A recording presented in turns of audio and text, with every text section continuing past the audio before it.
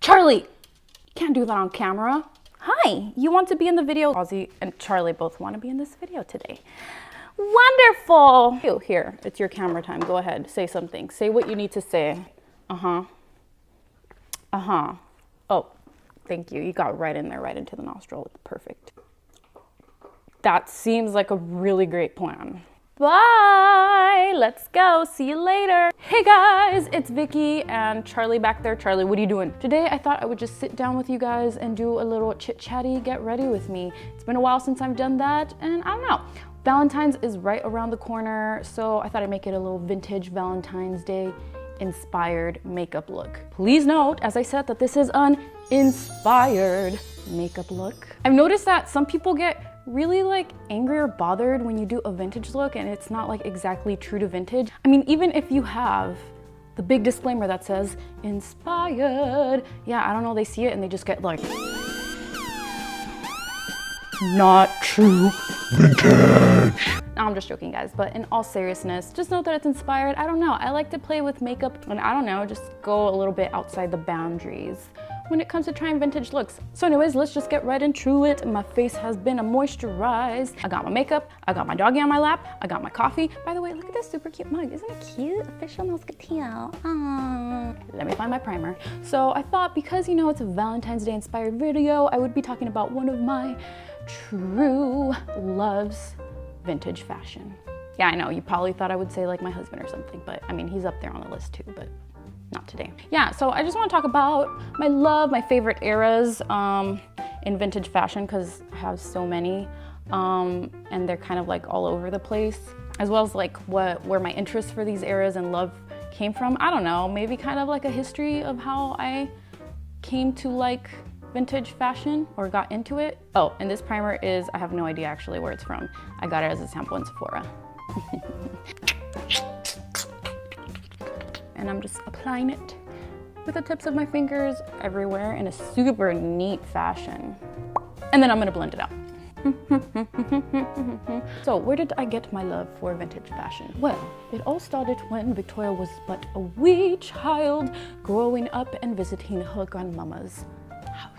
So for me, it starts the same way it does for like a lot of people that are into the vintage style. You've probably heard it from like other people on here.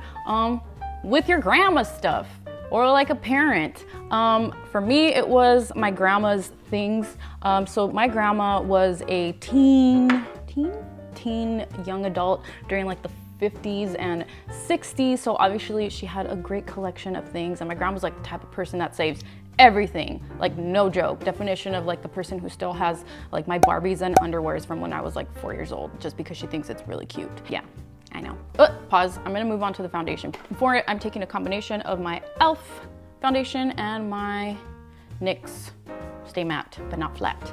And I'm combining these two because one is a little bit lighter, one a little bit darker, and when I mix it, it gets the color that I like, so yeah. So anyways, yeah, I would go through like a lot of her stuff when I was a kid. Her clothes, her jewelry, I would play dress up with her stuff, her makeup, which would always fascinate me because she had things from like, not just stuff like from the 60s, but also from like the 70s and 80s. But yeah, I would like mess with her things, even though that meant breaking some of her stuff sometimes or ruining it, but that's another story for some other time. I would go through her things, play with her stuff, look at her photos. She has an amazing collection of photos from her, aunts, uncles, my parents, and I don't know, it was just so much fun to take a look back at history through my grandma's little treasures. And then also another thing that I would love so much that she had growing up. So my grandparents are a big Maria Felix fan. Well, actually most Mexican grandparents probably are. If you don't know who she is, she's one of the most famous actresses in Mexico during the 1940s, 50s. So she had a biography on her, and Maria Felix is so freaking beautiful, and her story is really interesting as well. So I would look through her through that biography. I had tons of pictures and I was just fascinated with her beauty, the fashion, but mind you, I was like around like a kid during this age. All right, foundation is done. We're gonna leave that for now, and I'm gonna add some primer to my eyes. And I'm using my trusty e.l.f. eye primer. I was pretty young and I was just into other things like Barbies and whatnot When I really started getting more into like certain fashion eras and more exposure to like vintage was in high school. But pause again. So I'm gonna do a really dramatic eye and dramatic lips. I actually did this look for my last video of 2018. And on Instagram, a lot of people on stories asked me how I did the look. So I don't know, I thought I'd show you guys today. I'm gonna start in by going into the crease with red, Venetian red and red ochre. How do you pronounce that? Red ochre. Ochre from the modern Renaissance palette. Getting into high school, that is where my love for 80s really, I think, just got cemented, and I became an obsession. Everything from like the music to the fashion. So my mom actually like grew up in the 80s.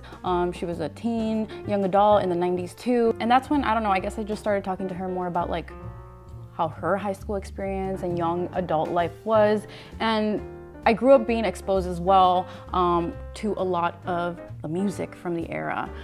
So her and my uncle actually both did. So when I would hang out with them, the music was always on either the radio or like they played it in the background, and I just fell in love with it. I think music has like a huge influence, obviously, in like the styles and the fashion choices that you make. And for me, that was definitely a big influence. I would listen and I got really big into it in high school, from everything from like The Cure to Duran Duran to U2 to The Smiths to Morrissey. Don't even freaking get me started on Morrissey. I mean, Morrissey was just like bound to happen, like being Mexican. If you don't know, there's a stereotype, but actually it's more like a fact. Mexicans are obsessed with Morrissey. It's true. It's really true. They say it could be because of the songs that sound a lot like ballads. It's just very intense, emotional music that kind of sounds like mariachi. I don't know, whatever they say, but I'm telling you, it's true. And especially in East LA where I grew up, you get a lot of it. Like, I'm not even joking. Put me in a Morrissey lyrics challenge and I promise you that I'd probably win.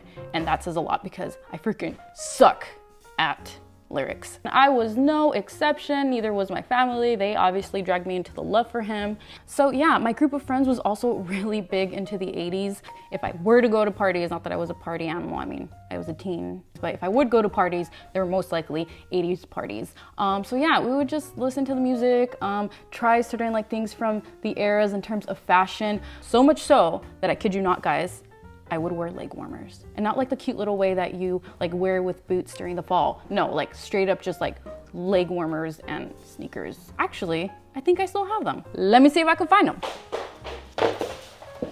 Proof that I was not joking around. I don't know how on earth I was not embarrassed of wearing these babies, but who cares? I rock them. So yeah, a lot of my love for the vintage fashion, I really owe it just, I don't know, to the music, my friends that I grew up with, my mom, who would tell me a lot about like the things that she would wear and like her fashion choices. I don't know, it was just something that we talked about. She would show me pictures. My mom actually thrifted a bunch in high school and in the 80s, and she would show me like pictures of the things that she would wear and like tell me about the things she had, and it was just so much fun for me to hear those things. And so I would kind of try it out in my own way. Although I don't want to say like my style was like super defined, but yeah, I would try little things here and there. Now I'm gonna take from the NYX Ultimate Palette in Brights.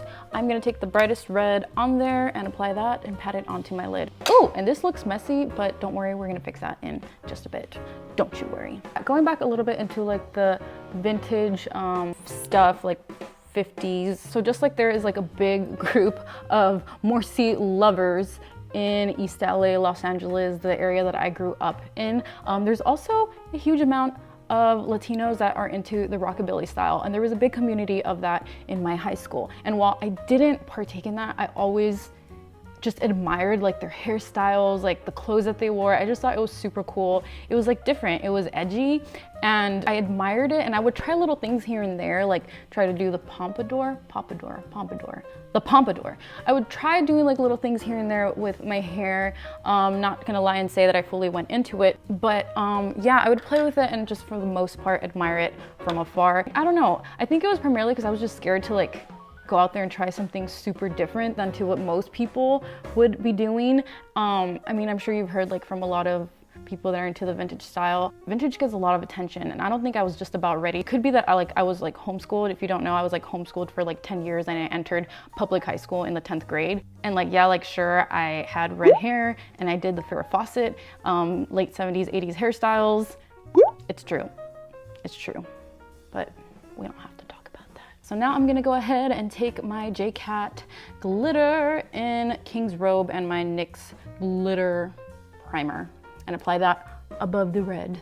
But yeah, that's where my love and interest for 80s stuff and some of the rockabilly style started coming in a little bit more in high school. Didn't really go into it as much, but yeah, the interest was sparked. As for 90s, because it doesn't end there, I also have a really big passion for 90s things, music, fashion.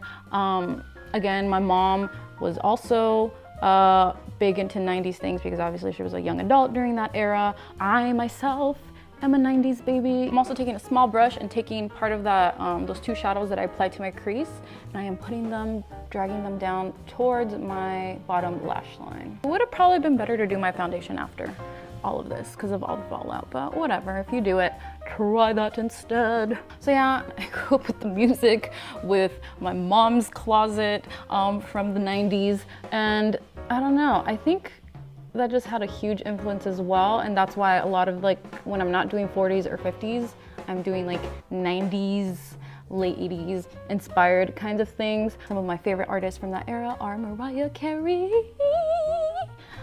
yeah, Janet Jackson, and this little old artist, if you haven't noticed, by the way, I've moved on to eyeliner and I'm using a pencil first, and a little old artist by the name of Selena. Let me tell you, if you don't know this, I have a huge, immense obsession with Selena. If you don't know who she she was a Mexican-American singer who did a lot of like Tex-Mex cumbia style music, was getting into the English mainstream pop music before she passed away. And for lashes, this is getting really old, guys, I know, but you know what?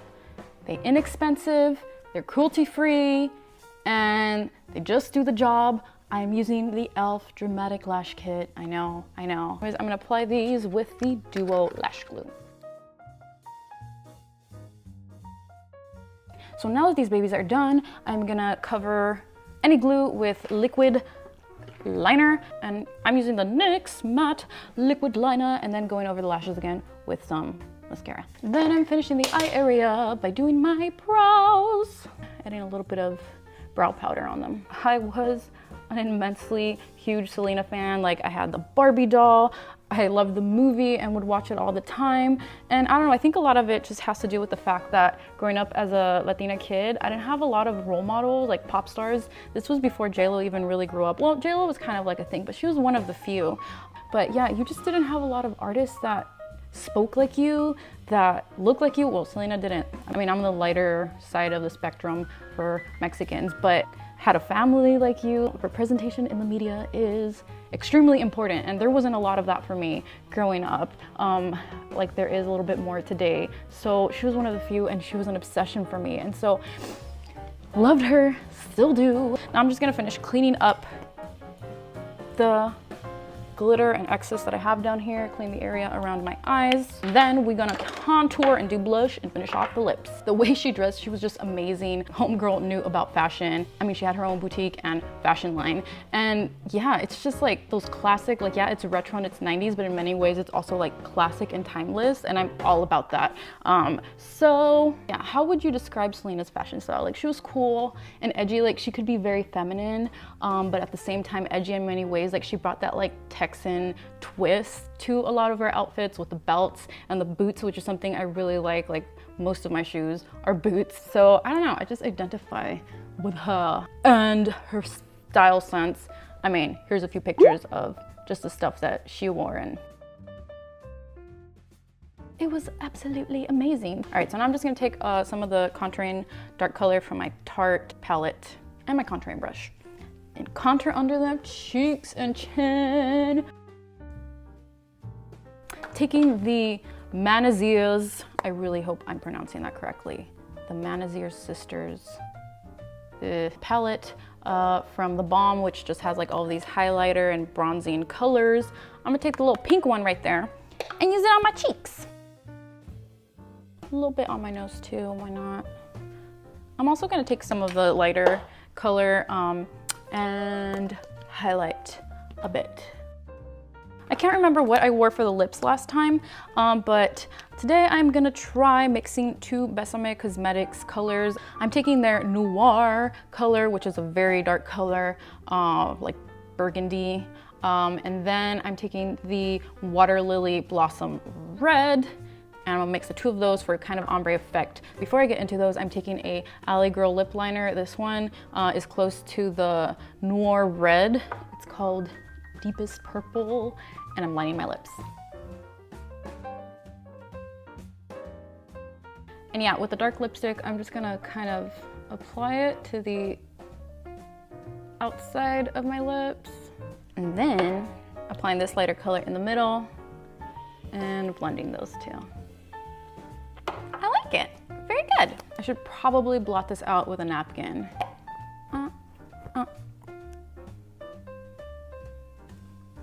And there we have it. The makeup is done. Now moving on to the hair. So I didn't set my hair today, quite frankly. I've been too busy and tired and overwhelmed with so many things already in this new year. So we ain't about that life today, but we gonna try some cute little hairstyle. I'm thinking of maybe doing some faux bumper bangs, but not like with the bumper tool, the rat. I'm just gonna do some little fake bangs and then probably put it up. I'm gonna put some pomade a little bit just on my hands to manage that hair, and then twist it in like this. All right, now I need some bobby pins. And then I'm going to end with a little red bandana in the spirit of Valentine's Day, and I'm gonna tie that over my head. Just kind of going with a simple, easy look today for the hair, because yeah. After that is done, I'm gonna twist the sides of my hair and just pin those back for an easy, fun little look. I don't know why, but when doing like hair like this, where like I pin it on each side, it's kind of like eyebrows or lashes. One side is always better than the other. Do you guys experience that too? Like, darn, I twisted like this side perfectly and it looks great, but then the other side just kind of looks like womp womp. Now I'm just gonna go and change into a Valentine-ish outfit, and I'll be right back. And there you have it, folks. This is the final look.